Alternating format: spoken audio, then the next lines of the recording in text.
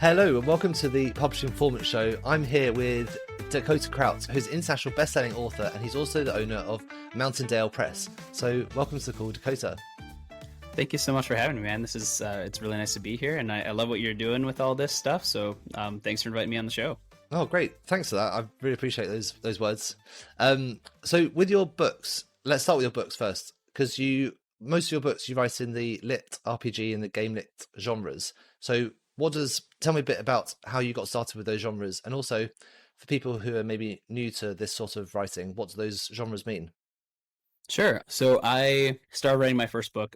I want to say early 2016. I published it in late 2016, and I wrote my first book just completely out of love for the idea I was having at the time. And so I have a background in computer science. So I was in the military for a long time. I did a lot of communications work. I went out from there, joined the university program for computer science, and so it just kind of really impacted how I thought about things. And so what I wrote was a book that has kind of a rule system. So it's like epic fantasy with a overlay of kind of video game rules that define the magic system, define most of the other things that are going on in the books. And that was, as it turns out, of a new burgeoning genre. There was 3 or 4 other authors in total at the time in America who were writing in that genre, and so literally it was just starting.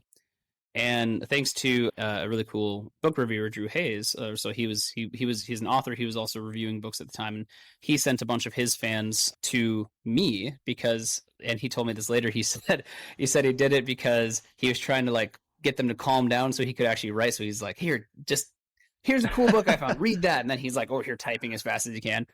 And so he sent a bunch of people my way, and so that really picked up. My series picked up. And then the career just kind of took off from there. And so LitRPG and GameLit, so as it turns out, is a solid definition of those genres, is fantasy or science fiction with an overlay of video game rules that are a clear magic system that the user, the reader, can participate in just by kind of reading. It's a genre meant to give you the experience of playing through some really high intensity role-playing games without having to go and spend 300 400 hours playing a game, right? So it is obviously full-on novels, full regular fantasy series, but just with a little bit of extra on there for you to see. Yeah. So could it be, for example, if in a type of game you collect points or something like that, in the book you'd also be doing that sort of thing as you're reading the book?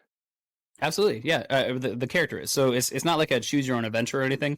So it is a full novel, right? So that character is doing quests, doing all these other adventures, all these other fun things, just like you would see in a video game, and then leveling up their skills, leveling up their everything that they have, and then increasing their characteristic points, and just growing as a person. So it's fantasy, it's progression, it's usually a weak character to a very strong character by the end of the series, so on and so forth with that. Oh, brilliant. Are you a bit of a gamer yourself? Is that where you got the inspiration to start writing in these kind of categories? Oh yeah, so I've always been a huge fan of D&D, and I'm a huge board gamer. Every 5 years or so, I'll pick up a new video game and play it to death a little bit, just when I do have free time, which is fairly rare.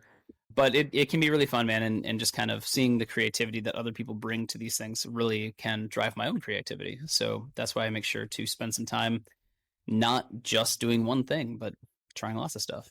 Yeah. So with your writing process for a book that is in this sort of genre, do you think it's different to people who are writing a more regular novel, do you think? Or is there other things you have to factor in which maybe I wouldn't have considered? Yeah. So the main driving difference between this, so LitRPG and just epic fantasy, because we write big books, we write, hefty stories, really good world building, lore, all of this stuff. I build a full economy of everything, magic, people, all of the stuff that goes into any other epic fantasy. The biggest difference is that although usually it's extremely character driven content, the most important aspect is actually the system, right? So the magical system that you put in place. So if you go into your books, if you go into writing this genre and you say, hey, you can't do this, but you can do this, but then you do this thing anyway because your character is like super special, whatever it is, that's a good way to lose audience quickly, right? Because the laws of the system are meant to be immutable, just like in a video game, right? Like you're not supposed to be able to change what is and is not possible. Like you can push the bounds, you can adjust things, you can make variations on stuff, but to just a hard point of say, I'm just going to break the rules is not supposed to be allowed to happen. And so typically what you'll see in a lot of fantasy or epic fantasy stuff like that is they'll say, well, I can do this because I'm the chosen one. I can do this because I have the king's blood running through me or whatever it is, right? And in this, it's like, no, that doesn't matter as much because this, right? Because the system is the foundation of the books. And so that's kind of the big difference, I would say, between this genre and even really closely related genres such as epic fantasy. Right. Okay. Yep. Have you ever had readers call you out on, like, sometimes when there's been a lapse in that judgment or you've missed the rules? I've had people call me out on, so in especially in some of my earlier books, I'll show what is going on to like the 100th decimal point. So not like 100 out, but like 0.01. I'll have people correct my math years later. Like they're going through and doing the math, and they'll send me this thing. They're like, "Hey man, you're off by 0.01 in this page in this book," and I was like, "Y'all, that was 6 years ago." I can't do anything about it at this point, but thank you. I'll try. And so then eventually, what I started doing was I started rounding down to the 10th.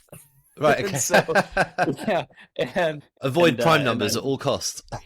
oh my gosh, seriously, like it's really cool though because it just shows immense dedication and immense love of the genre by those fans, and so I still love that. And I always call them out and say, "Hey, that's super cool that you pointed stuff like that out to me. It's really nice that you care so much about this book and this series doing super well." So it's a really fantastic fan base. Great. So with your writing process, do you come up with the idea for maybe the world first and then build the characters around it? Or because with a lot of books, I feel like a lot of writers I speak to, they've kind of got this concept of a story and where it's going to go.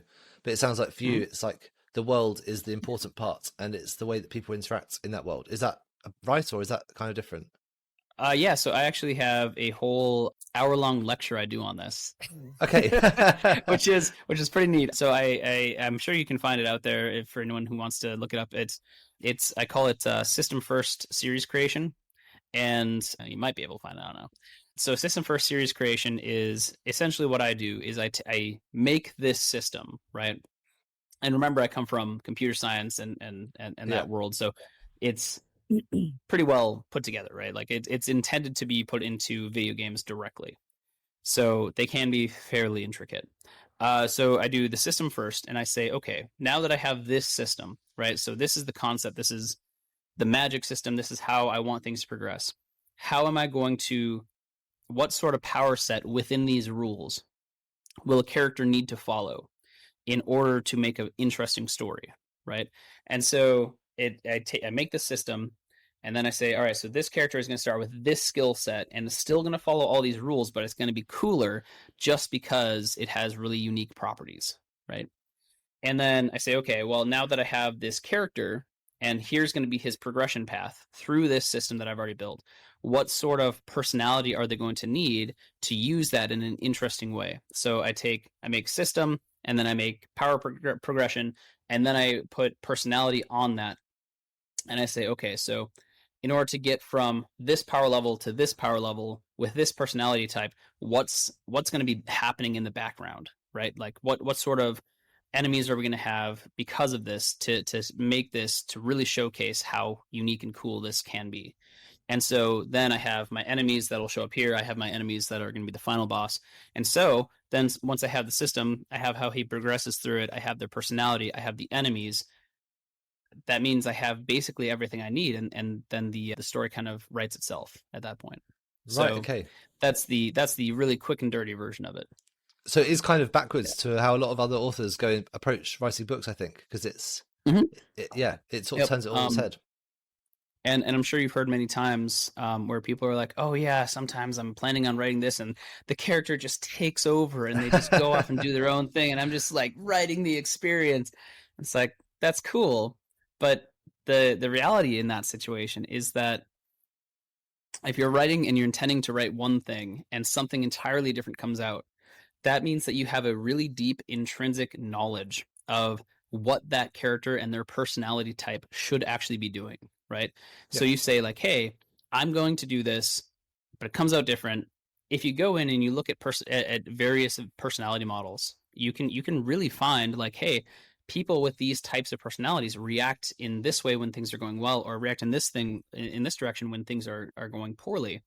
And you'll find that oftentimes when at that point of deviation in the book, you'll be able to say, "Hey, if I were actually following this personality model, I would see that this is actually the way that they should be reacting." And I knew that because I know these people. Like I know people that would actually react this way. And so subconsciously, you're following the real path of what's going on. But if you can't clearly like codify that, if you can't clearly say this is how this person would do it, then it's really hard to repeat it, right? It's really hard to make a repeatable, scalable system or book series. And that's when people write themselves into corners because yeah, they don't know where to go from there. yeah. Of course. Yeah. A lot Yeah, of the fun, book. right? Yeah, really fun. Yeah, it's quite a different concept to me because I've never really been much into video games myself. So I'm trying to Oh, yeah. like conceptualize how it Well, works. But that's just psychology, man. Like that's straight out of the books. I that's one of the things is I don't only read what the genre that I write in. Like I'm reading everything. Like right now, this is my go-to book, Outlive the Science and Art of Longevity. So that's a fun one. eat But I spinach, have basically. everything from that to negotiation tactics to theology to psychology. I was reading just a giant book of logical proofs the other day, trying to figure out ways that I can make a more interesting character set. Hmm. And yeah, I mean that's just one of those things. Is as a career, writing is a difficult one because you need to do an immense amount of continuing education to still remain viable as an author and writing really cool and interesting stories over a long period of time. And you also need to have a lot of interesting experiences so that you can write about cool things. If you stay in a small dark room the whole time, you're going to have a really hard time Yeah. coming out with new and interesting stuff. So yeah. So with your books, all of the worlds that exist are like, invented by you. They're sort of your creations. But Yeah. it sounds like a lot Mhm. of people could create worlds. Sorry, not create worlds. Write books around games or worlds that already exist using those structures that are already there. Is that something Yes people and do? no. Right. Yes and no. So there is such a thing as, copyright law, right? Yeah. A lot of people originally started trying to do stuff like straight D&D and there were people that were contacted by Wizards of the Coast and that were like, "Hey, you can't do this stuff." Right. So there you do typically have to generate new and interesting concepts when you're doing stuff like that, or you need to figure out like if you're trying to use a system directly from something else, you can just rip it whole cloth. There's like legal consequences to that potentially. So Right. it's Okay. just one of those things. Yeah, So people that's should be careful, like when they are creating their worlds, that they are really are creating them and not just, taking other yeah, people's work. Yeah. Fine. That makes sense. absolutely. I mean, just like any other art form, like you can draw inspiration from places, but if you just do it, that's plagiarism. Yeah. And their words, not mine. A lot of your books, because they're based on those rules that you get with games, have you or any other writers had it taken that one step further and been made into a game or, into Yeah. a slightly further extended worlds? Yeah, so it's an interesting thing because yes, that's something that we've all been attempting to do. I've done board games, like I have a board game of one of my books. The actual process of turning something into a video game is a years long process Mm. and disastrously expensive, right? And so I've had times where I've been made offers to have stuff turned into video games, but it's just not good offers, or they kind of just vanish after a short while or whatever it is. And so yeah, I think it's something that will happen eventually, but so even some of the most popular people in the genre don't have the most clearly defined systems, and so they would have to do, there would have to be a lot of work that goes into those in order to turn those into video games. And so right now I'm starting actually talks with a tabletop RPG designer.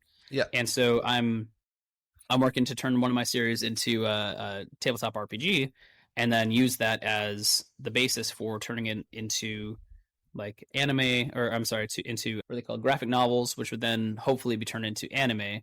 And then once you have those things, typically it's pretty easy to add in that extra route of making a video game out of it or something else similar. Oh, interesting.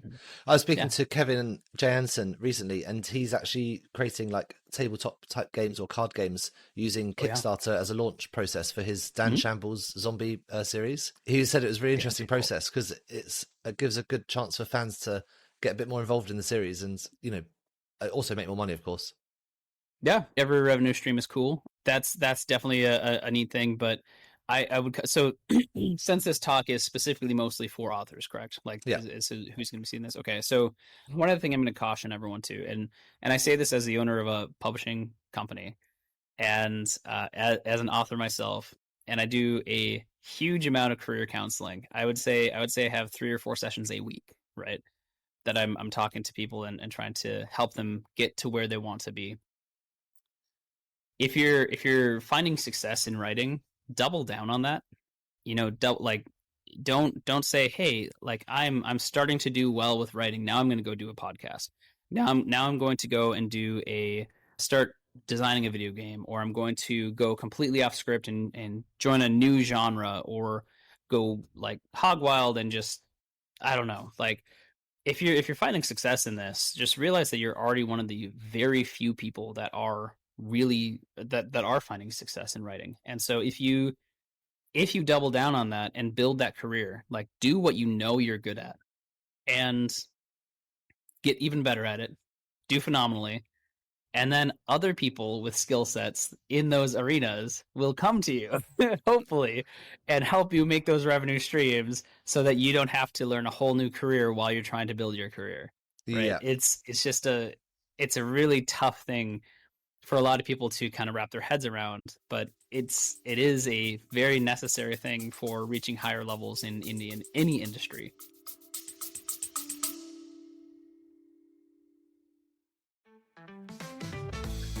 Just a quick shout out to all the romance authors out there.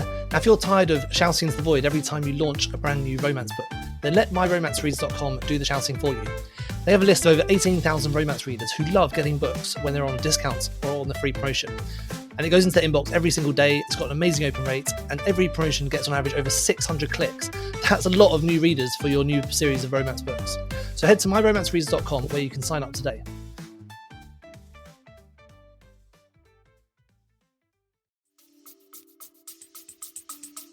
So Yeah, for sure. There's a really good quote by Jimmy Carr, who's a British comedian, but he said, you can do anything you want, you just can't do everything. And it's really pertinent. It's like, you know, you can do anything you want, but, you know, concentrate on what you can do. It's the best way forward. mm-hmm. Absolutely. So you've got, as well as being a book writer, you've also got Mountaindale Press, which is a publishing house for specifically, nice logo on you, nice branding. Yeah. It's a publishing house specifically for people in the lit RPG genre. Why did you start that? So I started that because so I've always been self-published, and I love all of the things that go into this. Like, I really enjoy writing books. I love the communications between editors and narrators and artists. I love doing all those things, and I even like making ads and advertising and marketing and doing all this stuff. And so the first year I started doing all this, I said, how can I do this better? And so I threw a ton of time and effort into learning how to market and advertise and find cool artists. And I studied like art, which is really hard for me because I'm partially colorblind, and like just tried to figure out things that were interesting. And before I knew it, I had spent like $30,000-$40,000 on like just learning stuff. And at the time, I was not writing fast enough to justify these huge expenditures of time and investments in just promoting my own books. And so what I did is I reached out to 3 authors and I said, hey, I would love to give you a sweetheart deal so that I can practice publishing and make sure that the things that I'm learning are not only applicable to my own stuff. And so my first original 3 authors got a really sweetheart deal in my company, but they also knew they were going to be used as guinea pigs. Yeah. And on the plus side for them, they made out like bandits because it was successful, and their series did phenomenally, and we got to test and mature and optimize our processes, and then that turned into a full on publishing house for cultivation, LitRPG, and GameLit. So 3 sister genres that are really closely tied together, and that's the only things we publish. Like, we don't go outside of our lane; we stay right in that lane.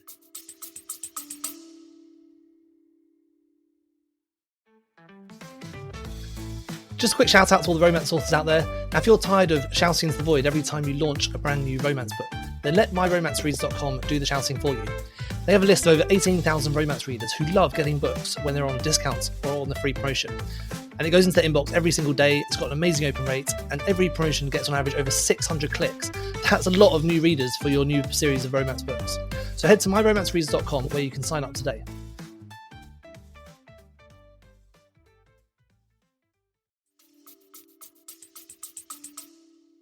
Yeah. And so what's the process of working with Mountaindale Press? Because obviously you've got to be in those genres, but what are the criteria you look for from either authors you want to take on, or even successful authors who want to come work with you? Sure. I'm going to say the hard parts first, and then I'm going to say kind of the results of that. First off, it has to be in our genres. Yeah. Right. That one's pretty straightforward. Yeah. And then when we talk to someone who is wanting to write a new series from scratch, like as in they don't have any work done on that series, but they just want to work with us. So they reach out and they say, hey, look, I want to work with you. And I say, okay, cool. Well, first off, we take on 1 person per quarter if we have space, right? So we try to stick at about 15 frequently publishing authors, right? So at least twice a year. And at maximum, we'll go to 20 authors if some of our authors are going to be having longer leg times. But at maximum, we'll have 20 active authors in our company at any given time. Just because we're boutique and we want to make sure that everyone in our company is getting the best possible experience and the best possible like attention, marketing, all this other stuff.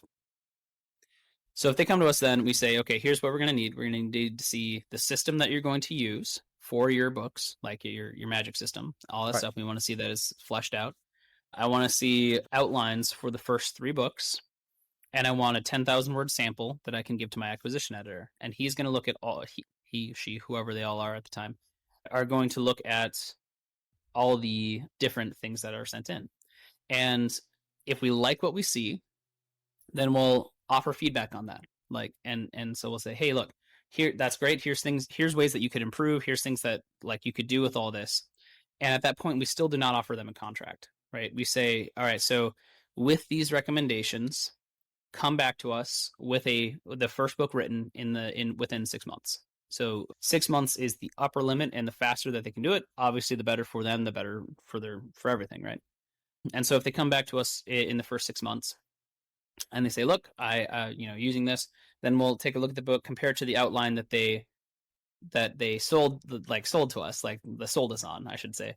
And if it if it matches up well, obviously there's going to be deviation, but whatever. But if it matches up well and like the story that we saw is the one we liked and written out is the one we liked, then we'll have another conversation and kind of do a vibe check. Sometimes I'll like fly over to wherever they are and meet with them, have dinner. And if we can't, otherwise just meet in person in another easier way. And if we pass that vibe check, then we offer them a contract, right?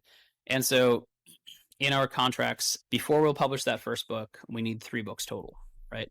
So in one series. And so once we have those 3 books, then we will start publishing them, right?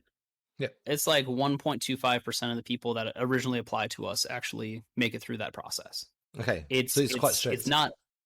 It's not, well, here's the thing is most people fall off because they don't really want to do that amount of work, right? So So you do that, you like, here's a submission, and then you have 6 months to write a book. Well, like, we lose 80% of people right there because they either come in and say, look, I don't want to do that. That's too tight of a deadline for me. Okay. Well, that's my genre, right? Like, it's 6 months, like 4 books a year is considered average, like for my genre. So 4 books at about 115,000 words pop. Right. And so that's the thing, is we have a huge production requirements. Otherwise, they come in, they say, look, I figured out how to do all this. I learned, I found that I can write these books on my own, and so I'm going to take these and do them myself. That's fine. Other people will get through that and they'll say, wow, this was a really involved process, and this is the starting step. I can't imagine what all of the actual work looks like. And those are the people that get a chance to do the vibe check. Then basically the reason for this is, when we work with someone, we're investing in the person, not the series, right? I really want to work with someone who wants longevity with my company and who I want to work with for years and years at a time. And that's kind of the thing, is I want to work with people for a really long time. Now, so that's the hard part. Now let me tell you the cool part about this.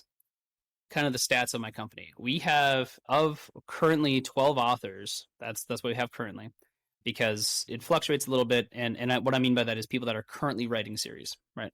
Or I'm sorry, that have currently published with us, not the people that are currently writing series and not yet published. Of the people that write with us, like 85% are 6 figures plus take home per year. Right. 3 of them, and almost 4 of them, just shy. 3 of them are 7-figure take home authors. Right. And so that's the thing, is we have a track record of phenomenal success with the people that work with us, because we give fantastic royalty rates. We have a really great community. We're open to a lot of discussion. We have standardized operating procedures for how we make things happen. And so there are no surprises for our authors once they're in, right? They can see exactly what's coming. They know exactly what is going to be happening next. And so they can put their book out with us, and I can't say guarantee, because no one can guarantee anything, but they have compared to the industry at large, a phenomenal chance of high earning potential. Yeah. And so that's why we remain boutique and just kind of a small house, is because we don't need hundreds and hundreds of authors. We want to elevate our authors as much as we can individually. Right. So that's what our company looks like. That's amazing success rates to have that many people doing that much, turnover and take home. Yeah, absolutely. Yeah. If a lot of people who'll be listening to this maybe haven't done your exact genre yet, but may have done something adjacent, so they might be writing fantasy, for example, and they think, okay, this genre sounds interesting. I like the idea of building these magic worlds. What are the sorts of things they need to do differently to their normal writing in order to have a great application with you? Sure. So first, I would say read the genre. So if you want to write in the genre, make sure to read the genre, do a lot of research on it. See, because the thing is, if you don't actually like the genre, you probably shouldn't write in it, right? That's why there's a lot of genres I don't write in. Horror, for example. Like I'm not a horror fan, because I write clean, lighthearted, fun, like dad joke pun fantasy, right? I don't like the whole creeping existential dread. Like it sticks in my head too long. I don't like it. But so that's the thing. Like I don't write that because I don't want to. So it's really easy for people in the genre to tell when someone is writing the genre because they want to write the genre, or just writing the genre because they think they can pull one over on the community. Yeah, if you don't kind of understand what you're doing, it's like the tropes, all this other stuff. So that's the starting point. So just read it, make sure you like it. Secondly, just kind of make sure that you're very detail oriented, because if you come in and you try to do a character driven only story in lit RPG, it's going to have less of a success rate than you are thinking, like, because other genres are very forgiving sometimes. This one is much closer to how like military sci-fi presents itself, with pretty strict and harsh requirements for hitting tropes. So it's just one of those things. Gotta figure those out. Right. Okay. And you talked at the beginning about building out your magic system and making sure that's really clear. What would a clear magic system look like? Do you have any examples of ones maybe you've done that could help the audience? Yeah. So I have upper and lower bounds on each different tier of magic, right? So what I mean by that is I have like tier 1 to tier 10. Well, it's tier 0 to tier 9 really, but 1 to 10. And so essentially what I do is I say if a magic is within this realm over here, it has these uses. Like, so what I like to say is a tier 1 spell is anything at touch range, right? So if I'm going to use the spell, I had to touch them with it in order to make it happen, right? Hmm. And so then there's 10 levels within that build up that spell. So it's at level 1 tier, like level 1 tier 0, which is the first tier, but yeah. So it looked like 0 1 in terms of skill level. I can light my hand on fire and smack someone with it. Okay. Pretty straightforward, right? Or I can grab them and burn into them, right? So that, Yeah. like, right. So once I maximize that to level 10, it switches over to tier 1, or so it's 1, so then it would look like skill level 11, right? Right. So it's tier 1 level 1, or tier 1 level 0, because then it goes up. And now in this one I can throw this, or I can use it at range. So now instead of like a hand that's on fire, it turns into a fireball that I can throw. Right. Pretty Okay. straightforward, right? Yep. And so just having like kind of like that, and then it goes up all the way up until I can like light the world within a certain distance around me just on fire, right? Yep. To at the maximum thing. And so yeah, so that's just kind of thing, is knowing what progression looks like throughout every part of that journey, even if you're not going to actually reach that in your books, because then you can at least show characters who have reached that pinnacle of power, and you know what it should look like, and you don't say, oh man, I have no way to fight these godlike creatures because I never figured out what the actual bounds of power in that are supposed to be. Right. So yeah, so really clearly defining how things work, no matter what the spell is kind of what I would say is one of the most useful things to do. Okay. That makes sense. Yeah. So just make it just as clear as possible and how each of the different magics interact with each other as well. Mhm. Yeah.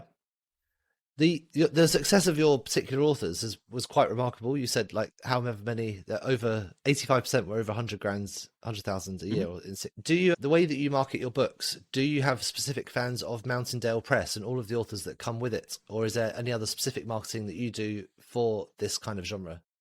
Oh yeah. I mean, so if you think about marketing or advertising, anything else, I mean, it's the same here, right? So I see those as very separate things, because marketing is how we reach and maintain relationships with our fans, and advertising is how we reach new fans through like paid marketing, paid advertising, right? So we Yeah. make ads, do this stuff, try and bring them in. We do have fans that are specific to Mountaindale, which is really cool, where they just come in and they're like, "Look, if Mountaindale's putting it out, I'm reading it Yeah. because I know what the standards for Mountaindale are." And so they're like, "I know I can read this, and it's not gonna, my wife won't see it and be shocked. My children, if they get the book, I don't have to snatch it away from them." That sort of thing, right? And so they know what they're getting when they come in and work with us. Just fun, awesome books, escapism, like good quality stuff. And yeah, but otherwise, yeah, we do marketing everywhere, man. Like, name a social media platform and we have ads there. So it's even TikTok. Yeah. Yeah. For people who are just wanting to start in this niche, what, or maybe they have written this niche but haven't come to yet, what are the marketing strategies you think that are the best ones to start with?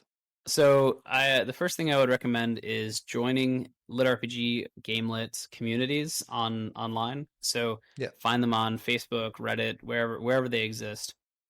Join them and just be a part of that community for a while. Like, engage with people, comment on posts, read books when people put them up, because a lot of my genre is extremely relationship based, right? So we meet up at different conventions over like during the year. So if you go to Dragon Con, there's a massive lit RPG presence, to the point where they've given us like 15 different panels in different tracks now, because it's gotten so large there. And yeah, I mean, just going and being a part of things will kind of give you a feel for not only the authors but the readers, because everyone is very involved with each other. And if you build up that relationship ahead of time before you're trying to sell to them, you're going to have a better understanding of how you should speak to them when you do go in with advertisements or ads, Yeah. advertisements or marketing. Yeah. Yeah. So, yeah. Cool. Can you see any changes with the industry at the moment in terms Oh, of new trends, for example, like genres that you think are coming in? What's kind of hot? So constantly. So here's the interesting thing is that it does change fairly quickly, because someone will put something out that does really well, and then immediately there's going to be a lot of people that have variants of that, right? And there's people that write very fast in this genre. And so my recommendation is always, if you're writing what you think is going to be the hot new thing, keep your mouth shut until you publish it. and then put it out, right? And then talk about it everywhere. But currently one of the things that was really hot is like deck builders. So, and that was, I mean, that was all the rage in this last year. And so I think it's kind of coming to a close. But it went from pretty standard like RPG style to, there was a brief moment of like first person shooter lit RPGs and chef lit RPGs, like doing cooking magic, stuff like that. And then it went to like deck builders where like you fight monsters and they turn into cards, and then you can like use those cards for cool things, and so on and so forth. So it's the cool thing is, I like to say that lit RPG is the cranberry juice of writing, because it goes with everything, right? Like you got apple juice over there, have a little bit of cranberry juice, and you got cran apple. Hey, orange juice, cran orange. Yeah, perfect. So it can go with anything, and it, like, if you give me an example, like even if we were talking about like romance, real world romance, right? I could say, hey, the system that you use here is the legal system, right? because it's like, hey, all these other things going on, and like here is the actual system in place in reality that you can use in order to like work through this romance or whatever else, to make sure that you come out with a good ending, right? And that's, I mean, a whole thing. So yeah, I mean, it can go with any genre, which is really neat. Even Yeah. horror, which Matt Dinman has been showing with Dungeon Crawler Carl. So, yep. Okay. Yeah. Nice. Yeah. So I think maybe with this genre, I mean, all genres, it's important to do that networking within the community. And that's, we've talked about it so much on these podcasts, but it sounds like with the lit RPG and GameLit specifically, you really do need to be on the forums, like chatting to people, building up that that network so that you can understand what's going on in the industry and understand those trends. I kind of missed the actual question there. I'm sorry. Oh, sorry. I'll start the question again. We talk about a lot on this podcast about the importance of having that author network and speaking to people within your industry, like you just mentioned on Reddit, joining forums. But it sounds like it's specifically important for this industry, like GameLit and Lit RPG, because you need to be on top of those trends and what's happening. Yes. So the trends are really important, and again, just maintaining positive relationships. One of the cool things about about lit RPG is that we communicate really heavily in between even the publishing houses, right? So like I'm really good friends with all the other publishing houses like that are major players currently. Like some new ones have kind of popped up, and so I might not know them as well, but I know a ton of authors, and I try to be helpful and someone who is giving good information no matter what. Like especially when I'm meeting someone for the first time, I always try to be like super nice, listen to what they have to say, and I always want to make a good impression and keep it up with my actions over time, because you never know when someone is going to come out of nowhere and just be like, hey, look, like this guy over here was super nice to me, and so like I'm going to go out there and just do cool things and say positive stuff about them too. And so that's kind of what it is. This is like a mutual admiration society where we all just say really nice things about each other and build each other up as high as we can. And it's a great place to be if you are really into what we do, because everyone here just loves it. So yeah, it's good stuff. Yeah, amazing. Yeah. I love that collegiate atmosphere. That sounds really fun. Now, what have you got any upcoming projects that you want to talk about, either with your books or specifically with Mountaindale Press? Any exciting things that are happening? Sure. So I always have exciting projects coming out, because I write really fast. I have a new series that's going to be coming out next year that is I'm actually kind of keeping a little close to the chest for now, but I'll talk about another one that I have coming out next year. It's going to be called Chance Encounter, which is actually a romance term, which is really funny. But that's the character's name is Chance Encounter. Like, hey, you haven't All survived right. this. Chance Encounter. Right. And so that one's going to be on mountaindalepress.store. I'm going to actually self-publish that one only on my website. I'm going to keep the whole 6-book series there for a year before porting it out to any other websites and then any other distribution, I should say. But otherwise, I have 57-ish, 58 books out on the market right now. So if you're looking for something to read, I literally have a book titled Something. So it's something, anything, and believe it or not, I can and did do everything, right? So, but I will warn you, if you read something by Dakota Krout, soon you'll be reading anything by Dakota Krout, and then you'll read everything by Dakota Krout. Is that your tagline? So, yeah. So I designed that series for easy marketing. Yeah. Right. Really good. So if someone wants to read your books, that's kind of the best place to start, is Something or Yeah. to everything. Start with Something, Yeah, it's a good place to start. Yeah. That's a good place to start. Otherwise, I don't know. Well, when is this? Oh, I'm sorry. When is this stream going to go out to people? Oh, probably in about a month or so. Okay, so yeah, I have a Kickstarter that will be over by then. So otherwise, I would talk about that too. Okay. No worries. Cool. Yeah. Well, brilliant. It's been really great speaking to you. Thank you so much for spending some time chatting to me. I think I didn't know anything about this topic, so it's great to actually learn about a new genre, which I didn't know anything about. So that's really good. Yeah, absolutely, man. And I really appreciate it. And it's really cool. Like we've built this up in the last 8 years from 4 or 5 authors to hundreds of authors now. Last year we got a BISAC code, so we got a actual library category code, which then gave us an official category to like home on Amazon, Audible, and all these other places because they mirror what the library system has. Yeah. So in under a decade, we went from 0 to recognized by library systems and Amazon as a whole. So amazing. Really cool. Yeah, really cool. So it's so interesting to see these new genres come out, like out of seemingly nothing. It's amazing, right? If people want to get in touch with you, where's the best place to do that? So you can go to mountaindalepress.store, and that's a great place. There's contact information there, whoever you want to talk to. Otherwise, Facebook is always great. I have a large community over there. You can go to Mountaindale Press Facebook page, or you can go to the Dakota Krout Facebook page. Both are awesome. I have my personal favorite is just the shine the spotlight on Dakota, but I do love bringing everyone to Mountaindale because I love building up all of my authors in my company, and that's one of the cool things about having this community is that we can all work extremely well, closely knit together to keep people within our sphere, which is nice. Yeah. But yeah, so Facebook, Discord, if you go to search Mountaindale Press, that's where I am. Yeah, everything. I mean, anywhere you want to find me, just look for Mountaindale or Dakota Krout. Brilliant. Thank you very much. One last question is, what is the book you recommend that everyone should be reading at the moment? The book that everyone should read. So I'm actually going to point this outside of what my whole genre is. I'm going to go and say that if you're going to read one book and digest that information, look at How to Win Friends and Influence People. So it is a spectacular book.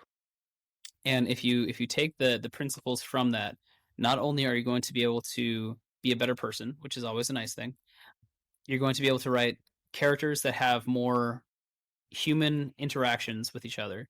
You're going to be able to take those principles and apply them to marketing and to advertising and to just having a community online, right? And so I would say that book is the number one read I would recommend for anyone who wants to do this as a career or have any career at all. So, yeah, definitely. I've read. It's a great book. It's a classic, isn't it? So yeah, really recommend everyone read that one. Well, thank you so much, Dakota. It's been great. I'm looking forward to meeting you in person when we go to Author Nation. But apart from that, yeah, thanks for joining us, and we'll speak again soon. Yeah, thanks so much for having me, and I really appreciate being here. Thank you so much for tuning into the Publishing Performance Podcast. I really hope you found today's episode inspiring. I love chatting to authors, writers, and people in the publishing world. Now, just before we wrap up, let me tell you about Publishing Performance, the #1 platform for authors who want to increase Amazon book sales, but are not really sure where to start. Now, this show is all about helping you to sell more books. And if you're looking to boost your publishing game and to maximize your book's potential on Amazon, then Publishing Performance is designed to help authors just like you to grow your readership and to reach a much wider audience. Now, I know that Amazon ads can be slightly complicated, which is why Publishing Performance is like having a personalized ad account manager to create your ad campaigns, to choose your best keywords, and to make adjustments in real time. Now, if you're investing in ads, you really want to make sure that your investment is being used effectively, and Publishing Performance does just that. It aims to make your budget go further, improve your organic rank, and target keywords more effectively. Just go to publishingperformance.com to get started with Amazon ads for just $1.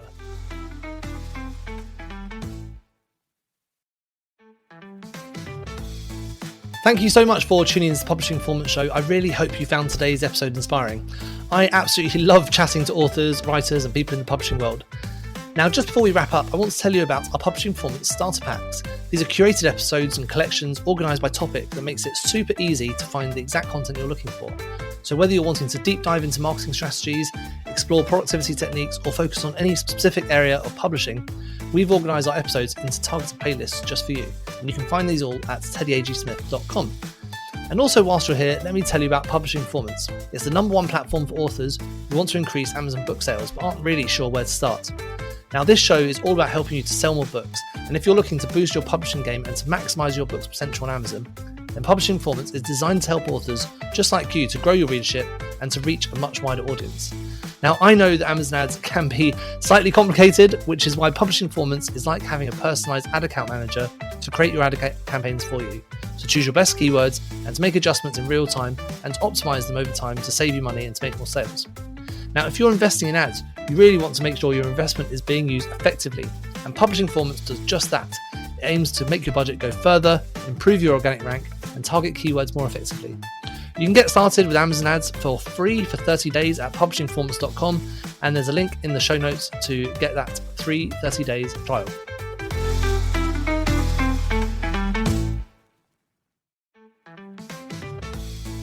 Thank you so much for tuning in to the Publishing Performance Show. I really hope you found today's episode inspiring. I absolutely love chatting to authors, writers, and people in the publishing world. Now, just before we wrap up, I want to tell you about our Publishing Performance Starter Packs. These are curated episodes and collections organised by topic that makes it super easy to find the exact content you're looking for. So whether you're wanting to deep dive into marketing strategies, explore productivity techniques, or focus on any specific area of publishing, we've organised our episodes into targeted playlists just for you. And you can find these all at teddyagsmith.com. And also, whilst you're here, let me tell you about Publishing Performance. It's the #1 platform for authors who want to increase Amazon book sales but aren't really sure where to start. Now, this show is all about helping you to sell more books, and if you're looking to boost your publishing game and to maximise your book's potential on Amazon, then Publishing Performance is designed to help authors just like you to grow your readership and to reach a much wider audience. Now, I know that Amazon ads can be slightly complicated, which is why Publishing Performance is like having a personalised ad account manager to create your ad campaigns for you, to choose your best keywords and to make adjustments in real time and to optimise them over time to save you money and to make more sales. Now, if you're investing in ads, you really want to make sure your investment is being used effectively, and Publishing Performance does just that. It aims to make your budget go further, improve your organic rank, and target keywords more effectively. You can get started with Amazon ads for free for 30 days at publishingperformance.com, and there's a link in the show notes to get that free 30 days trial.